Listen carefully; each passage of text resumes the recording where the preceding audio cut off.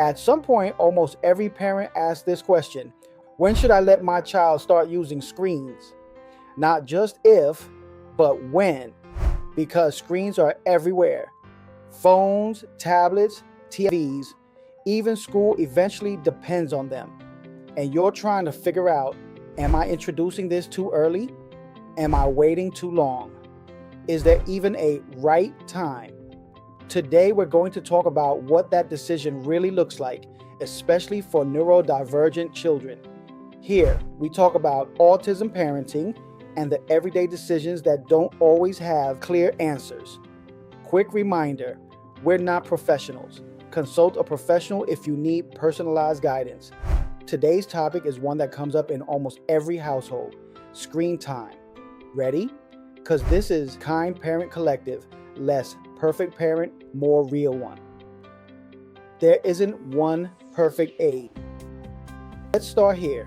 There is no single, universal, right age to introduce screen time.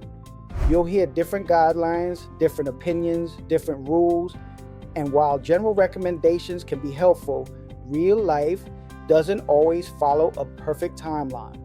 Every child is different, especially neurodivergent children. What matters more than the exact age is how the child responds to screens. Why screens can feel so appealing. For many children, especially those with autism, screens can feel incredibly engaging, predictable, structured, visually stimulating, often repetitive. And that predictability can feel calming. There's no unexpected social demand, no confusing cues, no fast-changing emotional expectations, just something that makes sense. And that's why screens can quickly become a preferred activity. When screens start replacing regulation, the challenge isn't always the screen itself, it's the role it starts to play. If screens become the primary way a child regulates to calm down, transition, or cope, it can become harder for them to develop other forms of regulation. You might notice difficulty transitioning away from screens, more irritability after use, stronger emotional reactions when it's removed. That doesn't mean screens are bad, but it does mean timing and balance matter. Early introduction versus readiness. Instead of focusing only on age, it can help to think about readiness.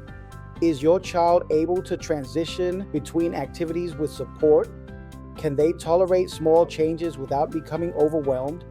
Do they have other ways to regulate, even simple ones? If the answer is not yet, introducing screens too early or too heavily can make those areas harder to build, because screens are easier, and the brain tends to choose what feels easiest. The nervous system factor. For neurodivergent children, screen time isn't just entertainment. It's sensory input. Fast-paced shows, bright visuals, constant sound. This can either help regulate or add to overstimulation. Depending on the child, some children appear calm while watching but struggle afterward. Others may become more dysregulated during or after screen time. This is why observation matters more than rules. It's not just when, it's how. The way screens are introduced matters just as much as when. Is it predictable, limited, supported, or is it used randomly during stress, transitions, or as a quick fix? When screen time is intentional, it tends to work better. When it becomes reactive, it can create more challenges. Co-regulation matters early on. In the beginning, screen time works best when it's shared, watching together, talking about what's happening, being present, not just handing over a device, because co-regulation helps the child process what they're experiencing, and it prevents screens from becoming an isolated activity too early. The transition piece, this is big. One of the biggest challenges with screen time isn't the use, it's the ending. Transitions away from screens can feel abrupt, even jarring, especially if the content is highly stimulating. This is often where meltdowns happen.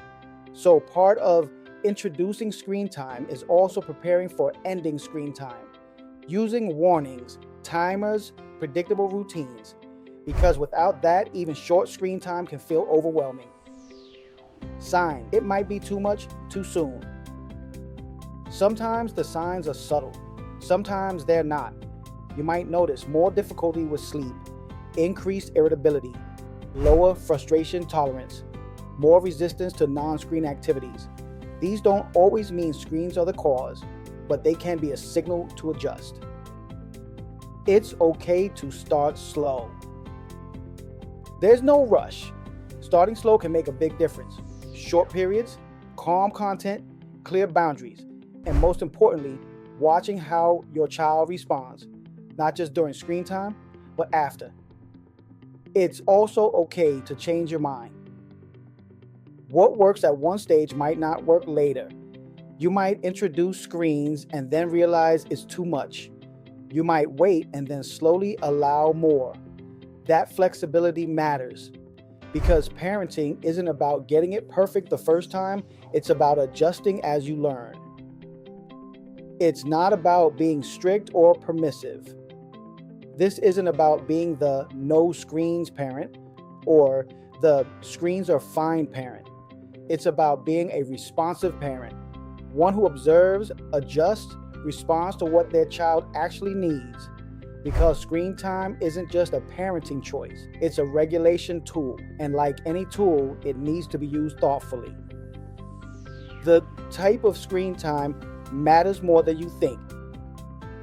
Not all screen time affects children the same way. Some content is fast, loud, and constantly shifting. Other content is slower, quieter, and more predictable. And for many neurodivergent children, that difference matters a lot. Fast-paced shows with rapid scene changes can be harder for the brain to process. There's very little pause, very little time to settle between moments, while slower content, simple storytelling, calm visuals, predictable pacing can feel more manageable, sometimes even soothing.